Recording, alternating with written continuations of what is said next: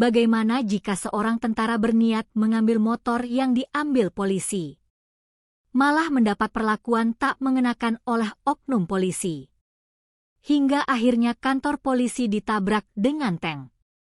Saksikan kisahnya hanya di channel ini. Pagi itu, kota bayangan masih terbalut kabut tipis. Langit perlahan berubah dari kelabu ke jingga, seperti kanvas yang sedang dilukis. Udara sejuk menyapa setiap napas, dan burung-burung bersahutan di atas atap rumah. Di sebuah rumah sederhana di ujung jalan, Jenderal Arkan Pratama baru saja selesai berlatih. Badannya basah oleh keringat, kakinya kuat seperti tiang baja. Ia bukan jenderal tua yang duduk di balik meja. Ia muda, tegas, dan selalu percaya hukum harus ditegakkan, bukan dikalahkan. Telepon berdering. Arkan mengangkatnya dengan tenang. Ya? Suara adiknya, Bintang, langsung memecah keheningan pagi. Kak, aku kena tilang. Motor ditahan di kantor polisi Simpang Kalimas. Arkan tidak langsung bicara. Ia duduk perlahan di tepi ranjang. Kenapa? Salah jalan, Kak. Cuma lawan arus dikit. Aku buru-buru ke kampus, jalannya macet. Terus langsung ditahan. Katanya harus bayar 500.000. Tapi aku nggak bawa uang segitu. Arkan menatap cermin. Bayangan wajahnya terpantul, tajam, tapi tenang. Ia tahu, ini bukan cuma soal uang. Ini soal aturan. Dan aturan harus dihormati oleh siapapun. Tenang, Bintang, katanya pelan. Aku yang ambil motormu. Aku bayar sesuai surat. Tapi, tadi katanya harus bayar lebih, Kak. Katanya ada biaya parkir khusus dan biaya stres petugas. Aku bingung. Arkan menutup mata sebentar. Di dunia yang seharusnya adil, tidak boleh ada biaya tak resmi. Tidak boleh ada rakyat kecil yang ditakut-takuti. Diam di rumah. Aku segera ke sana, ujarnya. Dan aku tidak akan membayar lebih. Hanya yang tertulis di surat. Ia meletakkan telepon, lalu mengenakan seragam dinasnya. Bukan untuk pergi ke medan tempur. Bukan untuk memimpin pasukan. Tapi untuk membuktikan bahwa keadilan tidak boleh dicuri. Saat ia membuka pintu rumah, angin pagi menyapu wajahnya. Seperti bisikan alam, hati-hati. Hari ini akan berbeda. Dan benar. Hari itu, sejarah mulai ditulis dengan 500.000 rupiah dan satu prinsip yang tak bisa dibeli. Kantor polisi sektor utara terlihat seperti biasa dari luar. Pagar besinya kusam, bendera berkibar lemah, dan seorang polisi duduk santai di bangku depan sambil mengunyah gorengan. Tapi di dalam, suasana lain. Panas. Pengap. Dan penuh ketakutan yang tersembunyi. Arkan masuk dengan langkah mantap. Sepatunya berbunyi klik-klik di lantai keramik, seperti detak jam yang tak bisa dihentikan. Ia bukan datang untuk berdebat. Ia datang untuk menegakkan. Selamat pagi, katanya, suaranya rendah tapi jelas. Seorang petugas muda, Brigadir Dedi, mengangkat kepala dari buku catatannya. Ia tersenyum. Tapi senyum itu aneh, seperti bayangan yang tidak cocok dengan wajahnya. Oh, Bapak mau ambil motor? Nama siapa? Tanyanya sambil mencoret-coret kertas. Bintang Pratama. Surat tilang nomor 0817. Dedi melihat surat itu, lalu mengangguk-angguk seolah tahu sesuatu yang orang lain tidak tahu. Oh, ini. Motornya ada. Tapi, ia berhenti, seolah memberi jeda untuk efek dramatis. Tapi apa? Tanya Arkan. Begini, Pak, denda 500.000 itu hanya biaya dasar. Tapi ada tambahan, biaya administrasi, biaya parkir, biaya cetak karcis, dan, biaya stres petugas yang nahan tadi. Jadi totalnya 2 juta. Arkan tidak berkedip. Surat ini tidak menyebutkan biaya tambahan. Dedi tertawa kecil. Ini kebijakan internal, Pak. Harus bayar kalau mau motor keluar. Di sudut ruangan, seorang ibu tua, Ibu Sari, duduk memeluk tas kecilnya. Matanya berkaca-kaca. Ia sudah menunggu sejak subuh untuk ambil sepeda motornya. Ia hanya bisa diam. Karena dia tahu, kalau protes, motor bisa ditahan lebih lama. Arkan menatap Dedi. Bukan dengan marah. Tapi dengan pandangannya membuat orang merasa kecil. Saya punya 500.000, katanya. Sesuai surat. Itu yang saya bayar. Dedi menyilangkan tangan. Kalau nggak bayar 2 juta, motor tetap di sini. Bisa sampai tahun depan, Pak. Arkan tidak bergerak. Udara di ruangan itu tiba-tiba terasa lebih berat. Beberapa polisi lain menghentikan obrolan. Mereka merasakan sesuatu, seperti sebelum petir menyambar. Kalau begitu, kata Arkan, suaranya seperti baja yang dipukul pelan. Saya minta bertemu Kapolsek. Dan untuk pertama kalinya hari itu, senyum Dedi menghilang. Ruang Kapolsek berada di ujung koridor, pintunya tertutup rapat. Di atasnya tergantung papan kayu dengan tulisan Kapolsek, Rudi Wijaya. Hurufnya besar. Seperti ingin menunjukkan siapa yang berkuasa di sini. Brigadir Dedi membukakan pintu dengan senyum licik. Silakan, Pak. Tapi jangan lama-lama. Beliau lagi sibuk. Arkan masuk. Di dalam, ruangan terasa pengap.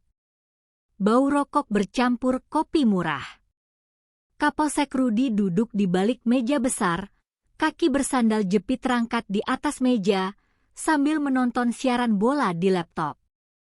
Ia tidak menoleh. Duduk, katanya tanpa melihat. Arkan tidak duduk. Ia berdiri tegak, seperti tiang bendera yang tak goyah oleh angin topan. Rudi akhirnya menoleh. Matanya menyipit. Oh, Jenderal, seragam bagus. Tapi di sini bukan markas militer, Pak. Ini kantor polisi. Saya tahu, jawab Arkan tenang. Saya datang untuk ambil motor adik saya. Saya bawa uang sesuai surat tilang. Rudi tertawa. Tertawa panjang. Seperti mendengar lelucon yang sangat lucu. Jenderal datang bayar denda 500.000? Lucu juga. Tapi di sini, aturannya beda. Kami punya biaya khusus untuk pelanggar yang berani lawan arus. Dan karena adikmu hampir nabrak petugas, ada biaya trauma psikologis. Arkan mengernyit. Itu tidak ada dalam peraturan. Di sini, saya yang buat peraturan, kata Rudi, mengetuk-metuk meja. Totalnya 7 juta. Kalau bayar sekarang, bisa kurangin jadi 5 juta. Diskon khusus untuk Jenderal. Beberapa polisi di luar tertawa mendengar. Mereka mengintip dari celah pintu. Arkan tetap tenang. Tangannya tidak gemetar. Napasnya teratur. Tapi matanya mulai berubah. Seperti langit sebelum badai. Saya punya surat resmi dari pihak berwenang. Denda hanya 500.000. Saya tidak akan bayar lebih. Rudy menutup laptop. Kali ini, matanya tajam. Kalau begitu, motor tetap di sini. Dan kalau Bapak bikin keributan, saya bisa tahan Bapak atas tuduhan mengganggu ketertiban umum. Arkan menatapnya lama. Anda bukan sedang menjalankan hukum. Anda sedang mempermainkannya. Rudy bangkit.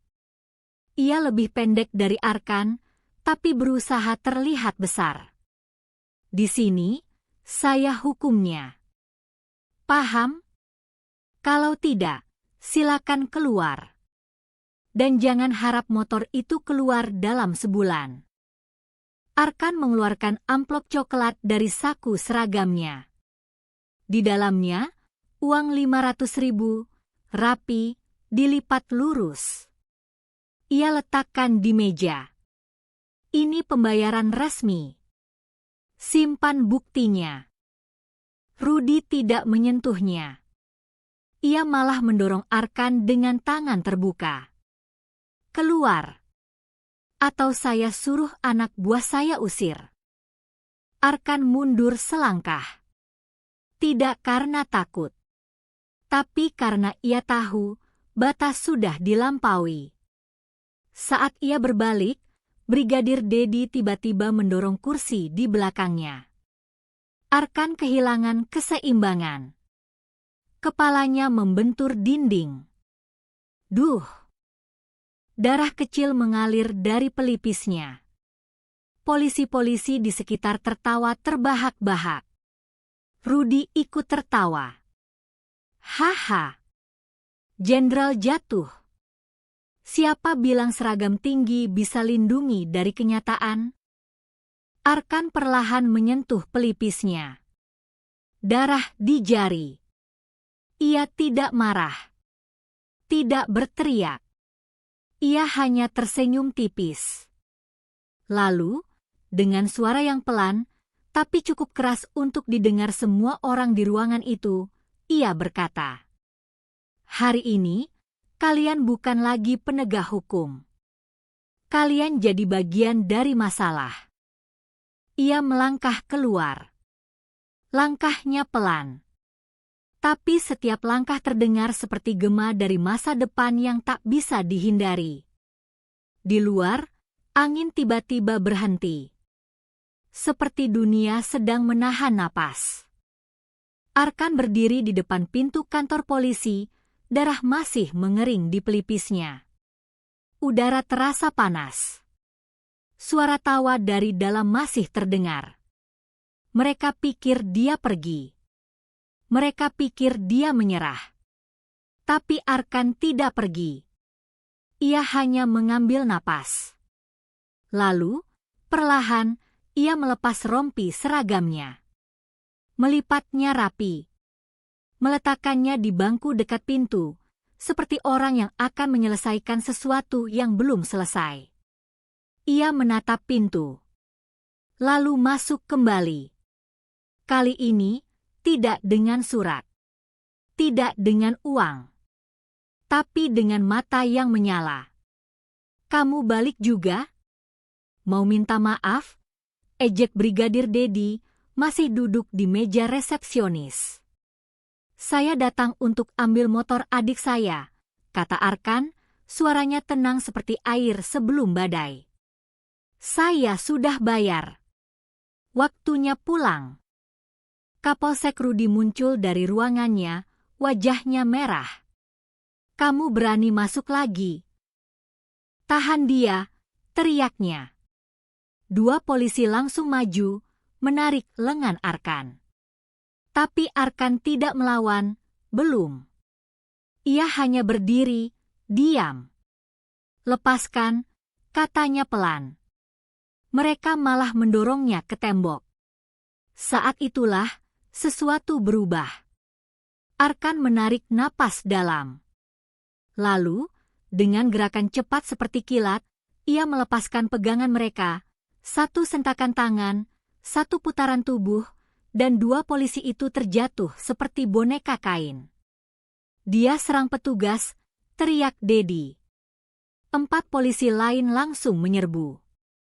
Mereka mengeroyok, mendorong, memukul. Tapi Arkan tidak menyerang sembarangan. Ia membela diri dengan presisi. Satu tendangan rendah lutut polisi lemas, jatuh. Satu pukulan ke siku lengan Dedi terpental, pentungnya terlepas. Satu bantingan polisi besar terlempar ke meja, kertas-kertas beterbangan. Dan saat seorang polisi mencoba memborgolnya dari belakang, Arkan berputar, menangkap tangannya, dan dengan satu gerakan halus, borgol itu kini melingkar di pergelangan si polisi sendiri. Ruang kantor yang tadinya penuh tawa, kini dipenuhi rintihan. Arkan berdiri di tengah ruangan, napasnya teratur meski bajunya kotor dan darahnya mengering. Tubuhnya terlatih. Pikirannya tenang. Ia bukan petarung jalanan. Ia prajurit yang dilatih untuk bertahan, melindungi, dan menegakkan keadilan. Kapolsek Rudi panik. Ia ambil pistol dari laci. Diam. Atau kutembak, teriaknya, tangan gemetar. Arkan tidak mundur. Ia hanya menatapnya.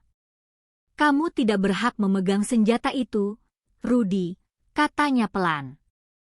Karena kamu tidak pernah memegang hati rakyat. Rudi menarik pelatuk ke udara. Suara tembakan memekakkan telinga. Tapi sebelum ia bisa mengarahkan senjata, Arkan sudah bergerak. Satu lompatan pendek. Satu tendangan rotasi. Duk. Senjata terlepas dari tangan Rudi. Terlempar jauh. Rudi terjatuh, memegang pergelangan tangan yang sakit. Matanya penuh ketakutan. Arkan berdiri di atasnya. Tidak menginjak. Tidak memukul lagi. Ia hanya berkata, "Hari ini, kamu bukan polisi. Kamu preman berseragam." Lalu, perlahan, ia berjalan ke laci meja resepsionis. Membukanya. Mengambil kunci motor Bintang. Di sudut ruangan, Ibu Sari berdiri, tangannya gemetar. Ia merekam semua ini dengan ponselnya. Matanya berkaca-kaca. "Terima kasih," bisiknya.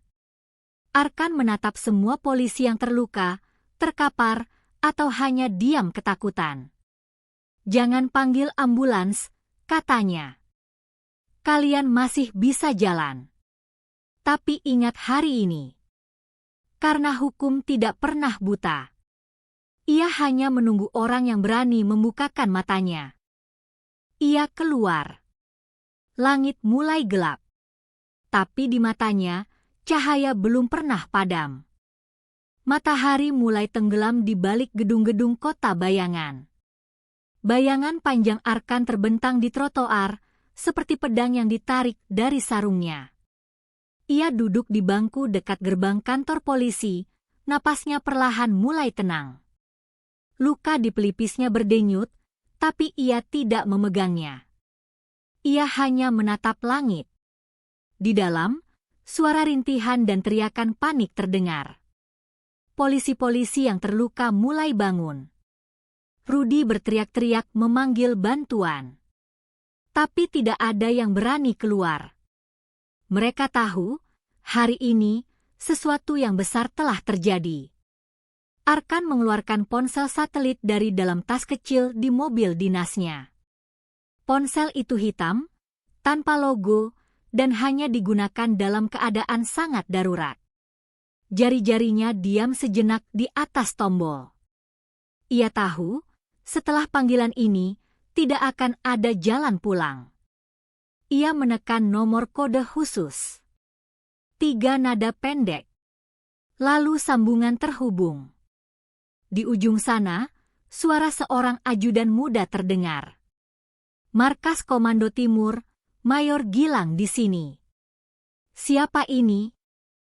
Arkan menarik napas dalam. Ini Jenderal Arkan Pratama. Kode, Harimau Hitam level merah. Ada jeda. Lalu suara di seberang berubah, dari santai menjadi tegang. Level merah?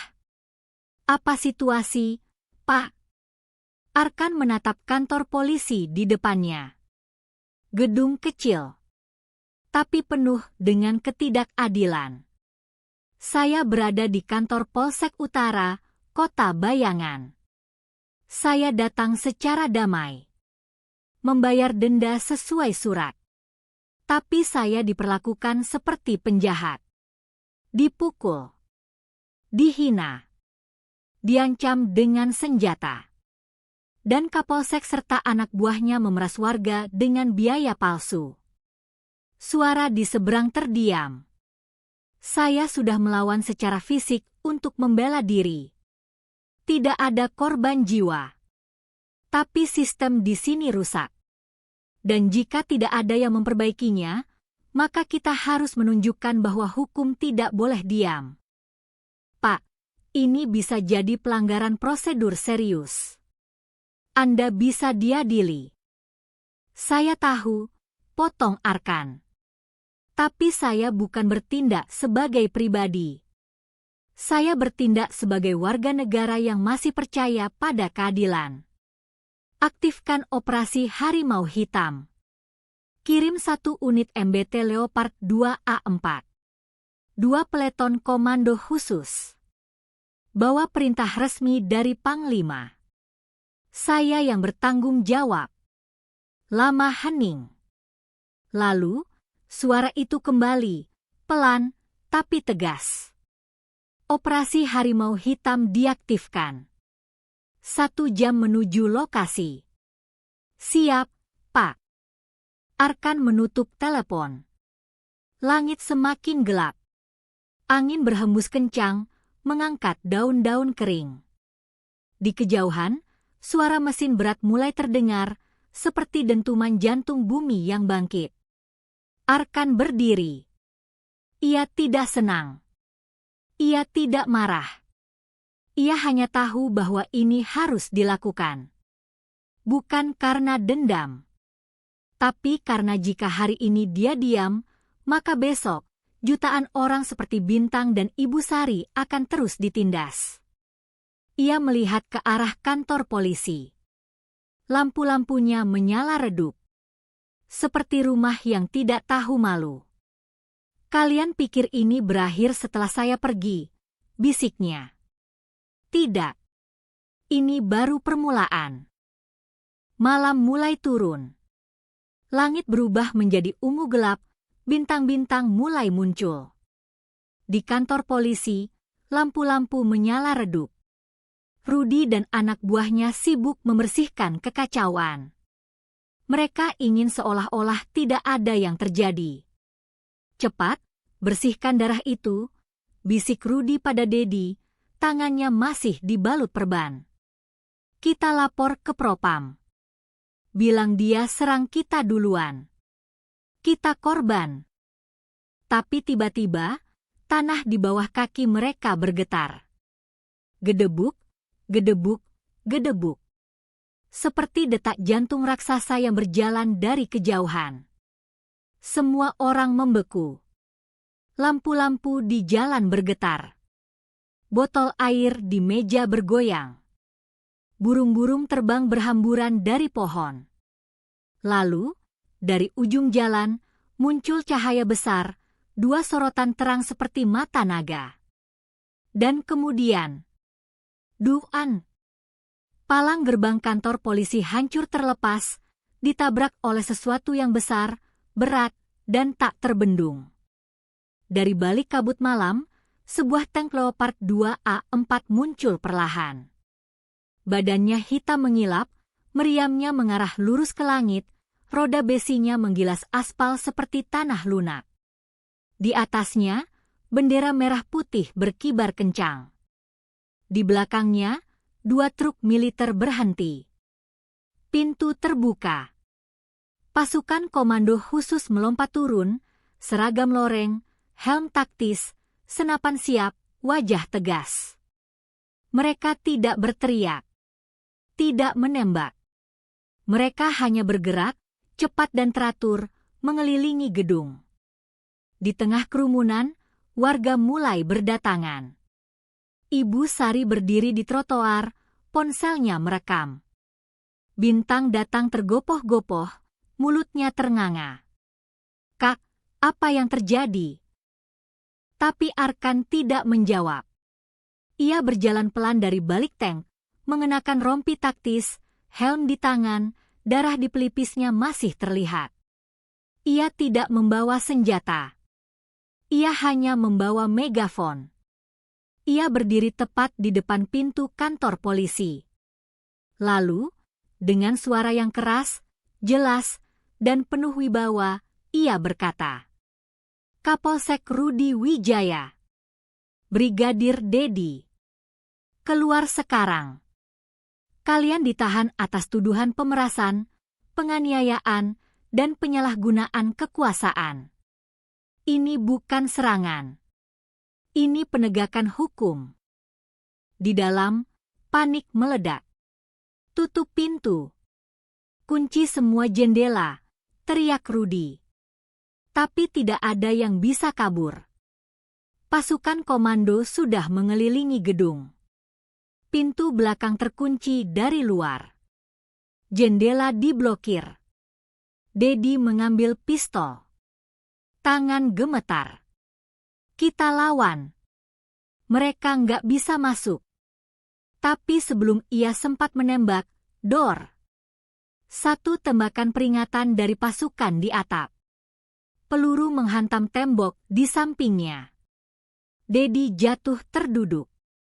Beberapa detik kemudian, pintu utama terbuka.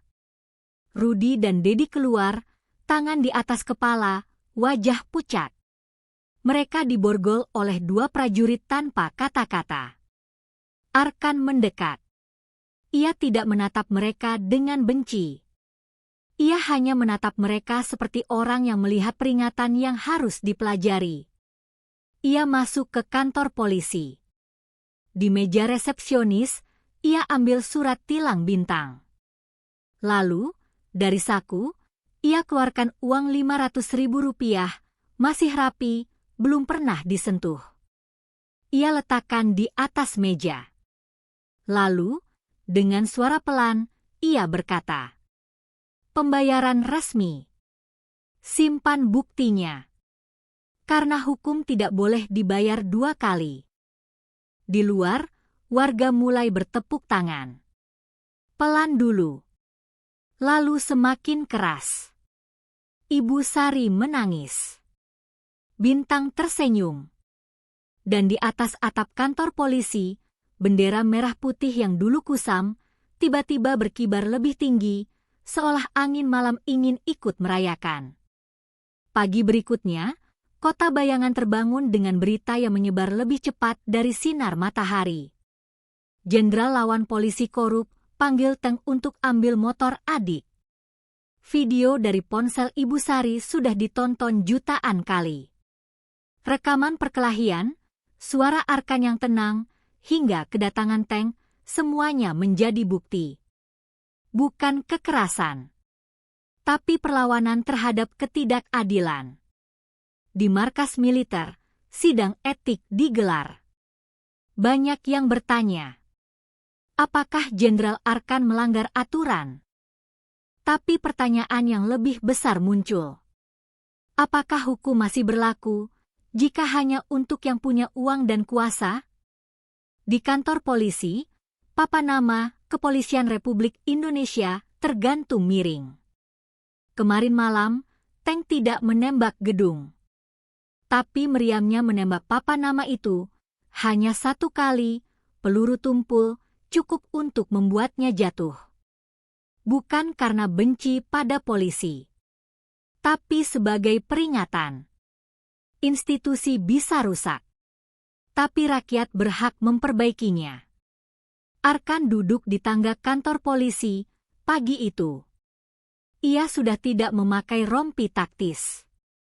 Hanya kaos hitam dan jaket seragam ringan. Motor Bintang berdiri di sampingnya, bersih, siap dipakai. Bintang datang, membawa 2 bungkus nasi bungkus. "Kak, makan dulu." Arkan tersenyum. "Terima kasih." Mereka makan dalam diam. Angin pagi berhembus lembut. "Kak," kata Bintang pelan. "Apa yang kamu lakukan, apakah itu benar?" Arkan menatap langit. "Aku tidak datang untuk hancurkan kantor polisi. Aku datang untuk tunjukkan bahwa hukum harus sama. Untukmu, untuk Ibu Sari, untuk petani, untuk tukang ojek, dan untuk jenderal. Tapi kamu pakai tank, semua orang takut." "Yang takut bukan rakyat," jawab Arkan. "Yang takut adalah mereka yang selama ini merasa kebal hukum. Dan ketakutan itu adalah awal dari perubahan." Bintang mengangguk. "Aku nggak akan lawan arus lagi. Aku janji." Arkan tertawa kecil. "Bagus. Tapi kalau ditahan, catat nama petugas. Rekam. Laporkan. Jangan diam. Karena keadilan dimulai dari satu suara yang berani bicara." Di kejauhan, helikopter media terbang rendah. Jurnalis datang dari seluruh negeri. Tapi Arkan tidak peduli. Ia bukan pahlawan. Ia hanya seseorang yang menolak diam. Beberapa jam kemudian, Propam datang. Mereka membawa Rudi dan Dedi ke mobil tahanan.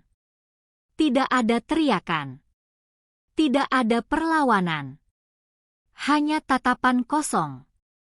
Sebelum masuk ke mobil, Rudi menatap Arkan. "Kamu hancurkan karierku," bisiknya. Arkan mendekat. "Tidak. Kamu hancurkan dirimu sendiri. Aku hanya memastikan hukum melihatnya."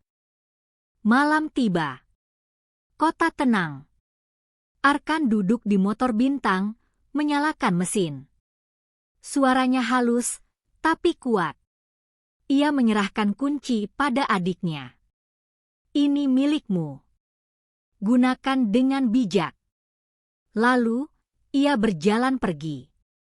Tapi sebelum ia naik mobil dinasnya, ia berhenti. Di depan kantor polisi, warga berkumpul, Ibu Sari, penjual bakso, tukang becak, mahasiswa, ibu-ibu, semua memberi hormat. Bukan hormat militer, tapi hormat dari rakyat kecil untuk seseorang yang berdiri di pihak mereka. Arkan membalas dengan satu anggukan. Tidak lebih.